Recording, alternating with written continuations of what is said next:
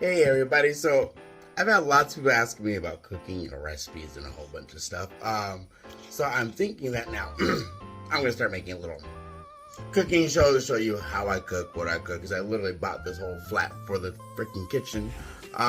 So right now I'm just gonna show you what to do kind of the rest of your turkey. I mean, last week was Thanksgiving. You probably have a lot still around.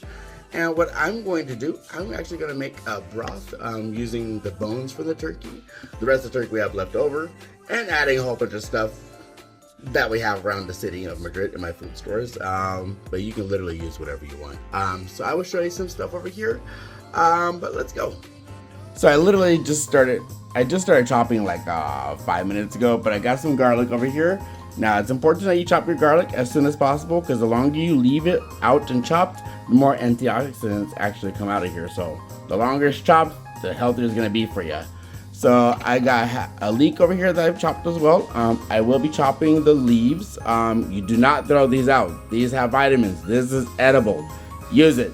To add some more flavor to the broth, I'm gonna add this over here. Just some cheese we had left over from the mac and cheese last week. Just gonna throw the whole brick in there.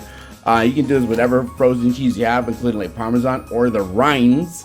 Those help a lot as well. And over here, we still have some carrots, we have some beans, got some eggplant, got some cabbage. And what else do I have here? I think that's about it right here.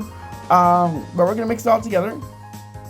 Usually I make it heavier at like beef and ribs and a whole bunch of stuff, but I'm making it a little bit light because, it is the winter and we'll be eating a lot of heavy stuff, Gotta keep yourself nice and thin. This holds a lot of stuff. And here's my turkey from last week.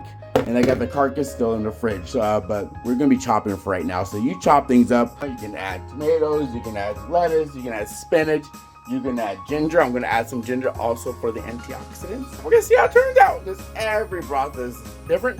I usually use whatever I want, and I'm gonna show you how to make a puree out of this and tell you why those are equally important to use. Now, if you don't know what to do with these, well, first of all, you gotta peel them apart because sometimes they'll have bugs in there, that have dirt. You gotta wash these. Gotta wash these, make sure they're actually clean enough. So these already been cleaned over here. Here, I always triple check because water can only do so much. It's a pain in the neck, but for example, you don't want to use them right now, or maybe you're using leeks for something else, which you can do. I just freeze them. I just got some water in my eye from the leek. Hopefully that doesn't burn later. Oh, my phone decided that it wants to record right now, so I guess here we are. Got my knife for the chopping. You can't see because, well, I don't have a device set up for this yet. If these things become more popular, maybe I'll get a better setup, but I'm just recording because, well, I'm bored. I like to cook. This meal is very important to me right now. Making it for a friend of the family that just got out the hospital, and he needs something light and yummy full of vitamins and antioxidants. So I need an excuse to cook anyway, so that's why I'm making it. So you do you. I'm gonna turn this off so I can actually focus on chopping and not stabbing myself with this gargantuan knife. If you notice, I didn't chop these up too finely because, well, we're gonna put them in this big old pot over there, and after hours and hours of cooking, I'm making them very soft anyway. And then I'm gonna put them in a blender later on to make the puree. So it doesn't matter how big they are right now. The important thing is that you just chop them. Now, since we're in Spain, there are things that you may not have, but you may find some type of equivalent back wherever you're from. So we do have these lovely things. These are bones from the actual Iberican ham. Then we have like these salted bones. They're also from the Iberican pig, but I'm sure you can find some equivalent back home. I just like use them because they give a nice little touch.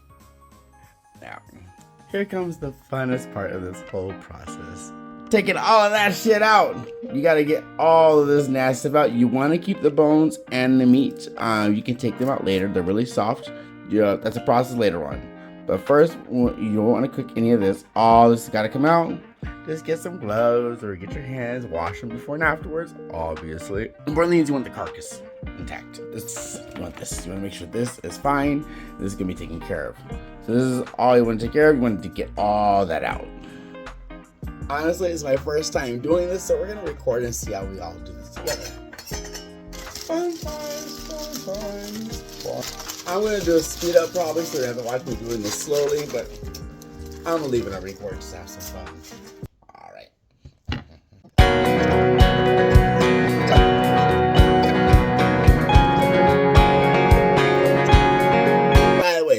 knows any tips or tricks to take this stuff out easier, just let me know. I'm not a professional cook. I just like food. And awesome. So we are good to go. Got the carcass, got the bones, got everything chopped. So now it's time for the cooking. So I forgot, I'm going to be adding ginger to this as well. Now the skinned ginger is actually very easy. Use a spoon. I know it sounds weird. Don't use a knife. You don't want to take away too much of the ginger. It's good for you. And it's very beneficial for a lot of people. So yeah, hold on. Let's see. Just take out the skin. There you go. See? It's that easy.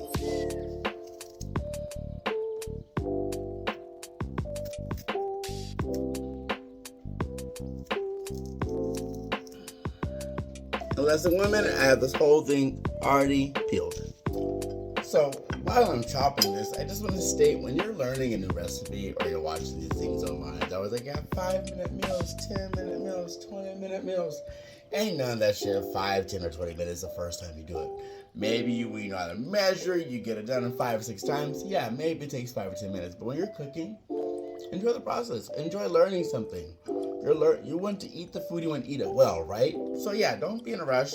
Learn how to chop it and just enjoy the process and be safe. You are chopping stuff. Don't be in a rush, because that's how you can end up injuring yourself or messing up the recipe, which is even worse.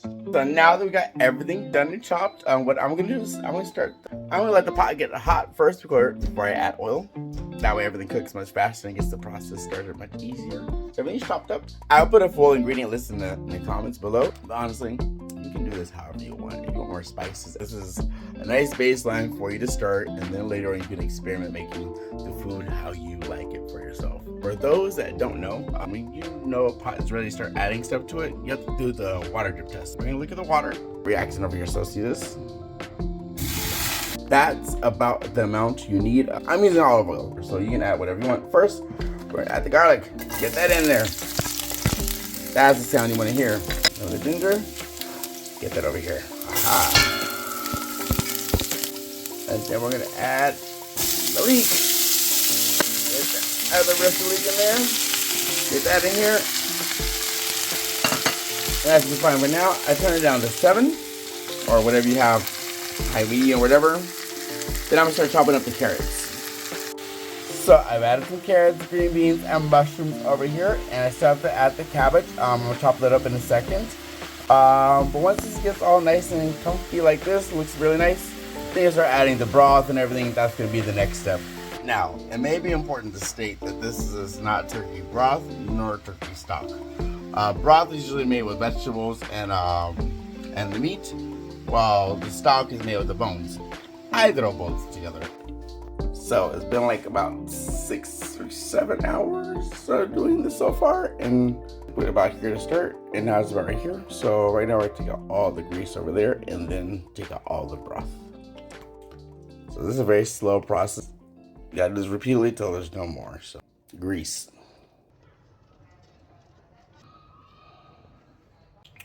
That's all the grease taken out.